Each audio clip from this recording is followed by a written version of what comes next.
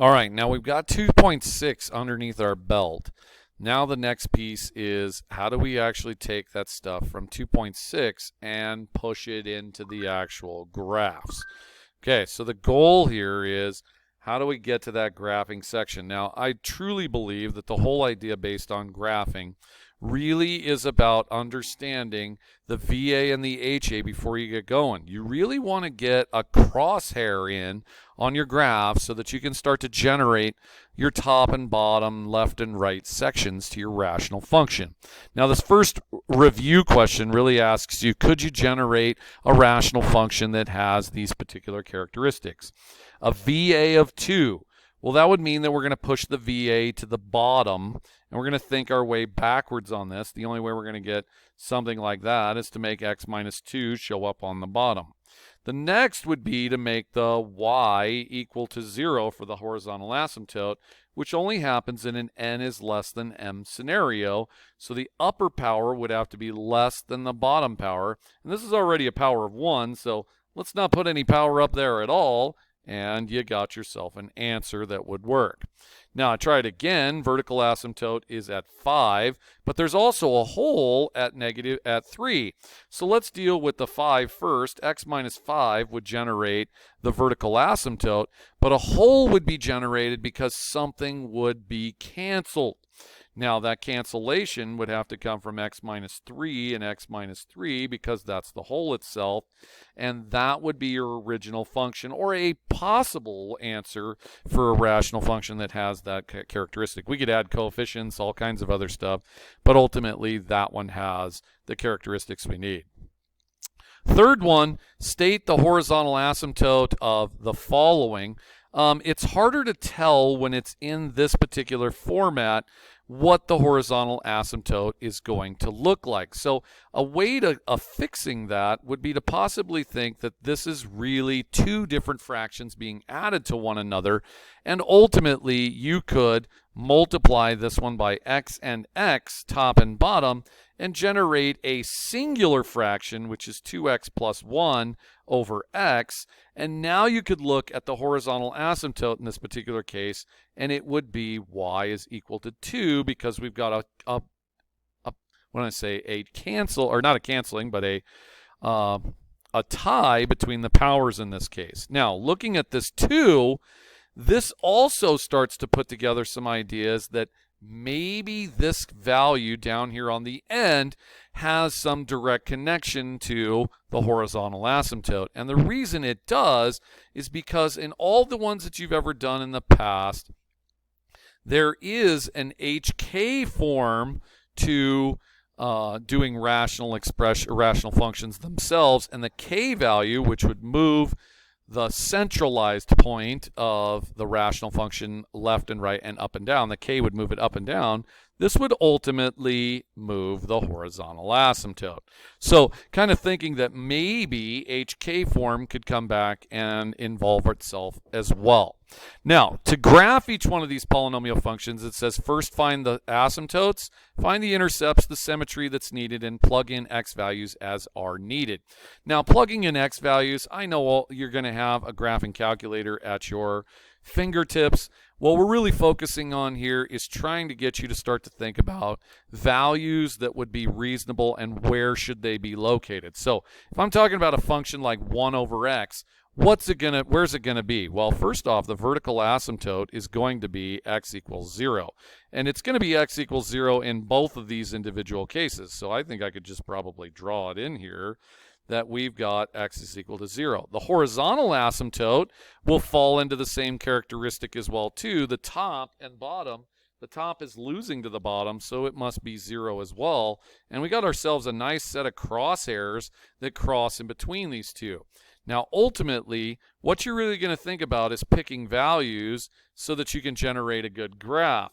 And you want to pick values that make sense to what's going on. You wouldn't want to pick 0 in this case because 0 doesn't exist. So maybe 1 and -1 seem like a reasonable plan here. 1 plugged in gives you 1. And ultimately, the graph is over there for that. And -1 would plug in -1, and you get the graph over here. And as you guys have seen these in the past, they fall along the vertical asymptote and horizontal asymptotes, and travel along them, and that would be the graph of the first one. The second, what would 5 actually do to the graph? Again, being smart with plugged in values, I don't want to plug in, I guess I could plug in 1 and -1. 1 in for x would generate 5, and -1 would generate -5. It would just mean that the x values would be pushed out. You're going to get this pushed out concept, 1 and 5, and 1, -1 and -5.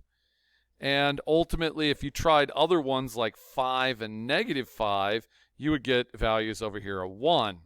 And you would end up generating a graph that pulls itself away from the central point of the rational function and ends up pulling it away, okay? The general case here is that we're dealing with functions that have a number in the top and just x in the bottom. Bottom half left, upper half right is what the graph will do. Now, the only way to switch this around is if it turned out that this was a negative, it would flip-flop these particular locations. And we'll get a generalization of that at the bottom of this lesson. Now, if you're talking about a squared term on the bottom, how's that going to affect what's going on?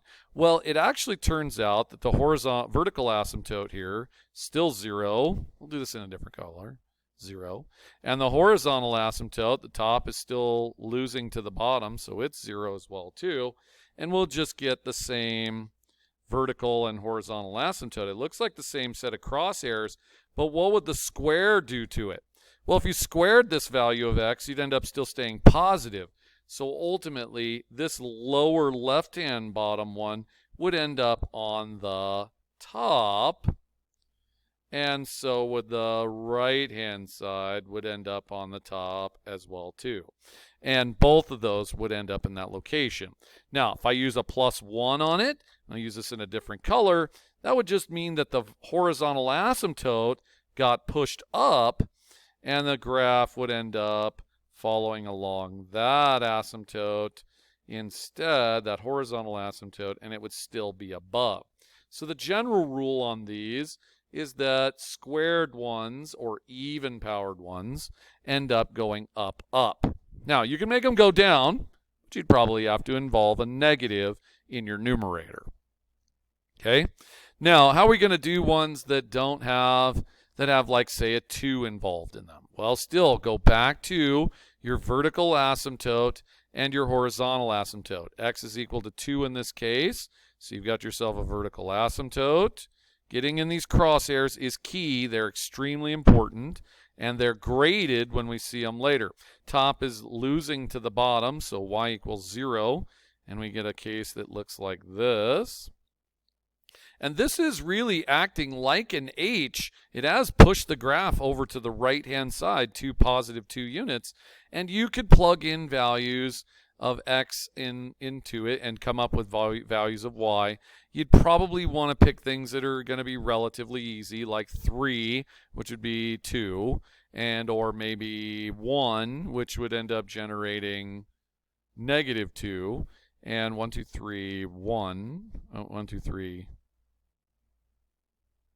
1, 2, 3, 2, and 1, -2. And the graphs would be ultimately in the lower left and the upper right. Now, if you don't have a way of looking at this in terms of plug and chug, you can use your calculator to do this. Just be very careful that in the calculator you're entering 2 over x minus 2 quantity squared. If you don't include the parentheses, it'll think it's 2 over x, and the -2 is outside of it, and it'll push the graph down. Here's an example of, like I'd say, in your calculator, 1 over that concept. Let's just make sure we could plug that one in. This would be 1 divided by parentheses around the x plus 2 quantity and squared. But the moment I put -2 out here down on the end, it will think of it on the outside, and the graph should be pushed down 2 units, which it was. And we've got ourselves a nice, beautiful upward one with a horizontal asymptote at -2 and a vertical asymptote at -2 as well, going like this. And we can get a good graph in here. It comes along here and up. Now, we are sketching at this point in time. If we needed to lock in more points on this particular deal, absolutely go to a table, tableize values, lock in points that are reasonable and good, and don't be just a, throw up grapher. I hate people who do things where they make a graph and they're like, yeah, this is my graph, Mr. G. It looked like this. Okay, no, that's garbage. Try your best on some graph paper, get some good points on it, because that kind of throw up graphing is not the kind we're looking for. Lock some values in, get at least your horizontal vertical asymptotes in there, and at least another point if you can. Okay, again, getting a crosshair is the key to being successful at this. Vertical asymptote is going to be x is equal to -1. Horizontal asymptote, where there is a tie between the powers in this, y equals 3. So vertical asymptote and horizontal asymptote. And if you can, try to get a graph of where this one's going to be at. Now, this is really distinct. When there becomes a variable in the numerator, you can't tell the direction as bottom, left, up, or right. You really have to plug some points in to make a determination how this turns out. They can easily turn on you relatively quickly. You just need to try some values on either side of the domain that seem reasonable. If I plugged in, say, 1, I would end up on this side. I graphed that -1 in the wrong spot. This is supposed to be over here. There's my vertical asymptote. So 1 on this side, what am I going to generate as a y? That'd be a 3/2, or 3/2, and it's positive. So 1 and 3/2 would be in this location right here. Now, you're probably noticing, you're like, man, it should be up above, but now it's down below. So this is why you got to check these kind. The graph would be down below. Now, let me check to make sure one's on the other side.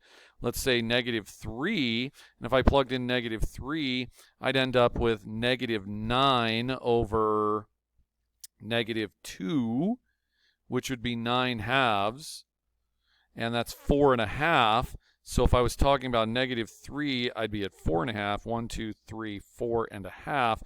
And that graph exists up above on the left and down below on the right. So plug these kind in. Whenever we see a variable upstairs, plug in is the basic idea of what you need to get done. Okay? Now, if the bottom is factorable, factor the darn thing. You're going to want to see what the bottom looks like. That's x plus 2, x plus 1. And this one will have 2 vertical asymptotes. And those vertical asymptotes will be at -2 and -1. It's unfortunate that these are not separated more on our graph. Horizontal asymptote is going to be the top is definitely losing the bottom. That's y equals 0.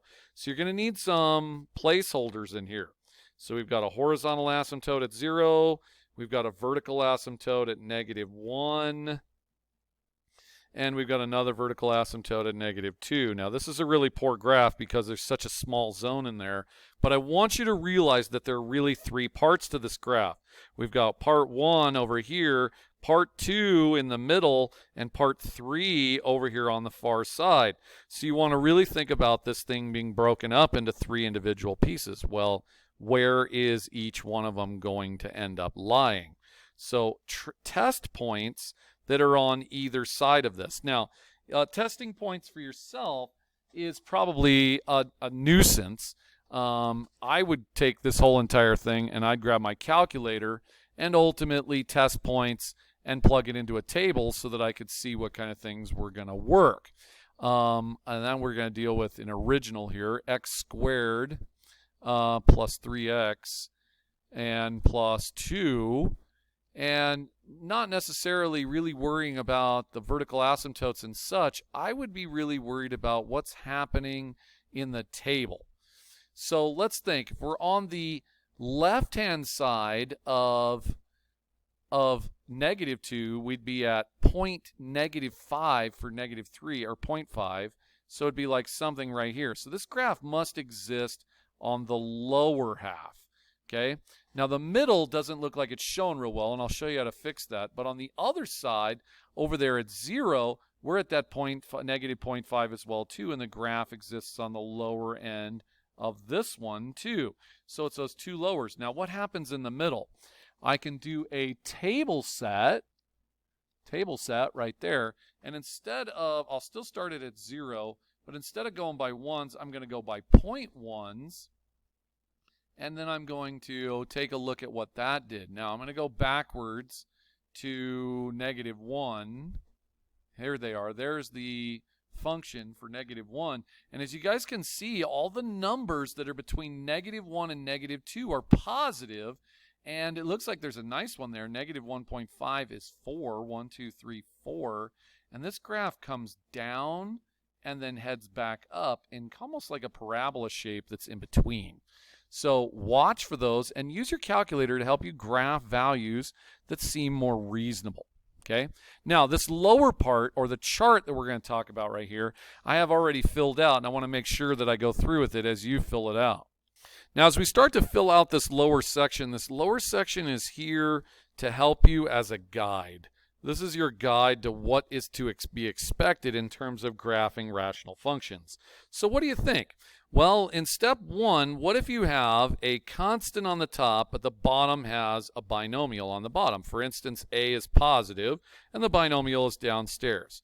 Well, it's going to generate an asymptote, of course, but you're going to get the general shape bottom left, top right. Now, if you end up changing the upstairs to a negative, it'll flip-flop those two directions, and you'll end up with that particular case where they go in the opposite directions. Okay. Now, the one that scares me the most is people will remember the one that I just talked about, but they'll forget this one right here, number 2. If it turns out that it has an x in the upstairs component and the bottom has a binomial, say for instance like 3x over x minus 5, you have no way of telling whether or not it's bottom left, top right, or vice versa. You have to plug in values to get the direction of the curve. So watch out for variables that are in a numerator. They tend to make it more plug and chug kind of scenario. If it turns out that you're dealing with in number 3 down here, where x squared is in the bottom, this generates the same direction concepts. Positive on the top generates it going up. Negative on the top generates it going down. And you can really start looking at these values that are in here as h's and k's. And the h and k concept, that's an h, sorry. The k concept does generate the horizontal asymptote. All right. If you get through these and you have to pause and write them down, please do. Okay. The last ones, number 4 and number 5, if it turns out that there are multiple binomials in the bottom, those will generate several asymptotes as you go along. And then you look at them as key individual zones and generate the direction based on that. Normally they go bottom, top, bottom. I think a negative would, of course, flip this guy around. But if you drop an x in the upstairs component, as soon as a variable gets involved in the numerator, you have to plug it in and check to see what the direction is, because there's no real way to tell in those cases. So pause the video, fill those things out, make sure they make it into your notes, specifically this last page, because it is the summary of everything that's going on when it comes to graphing. Get graph paper, graph some graphs. No throw-ups on the actual deal. If you're throwing up, then you're doing a COVID graph. We don't like that.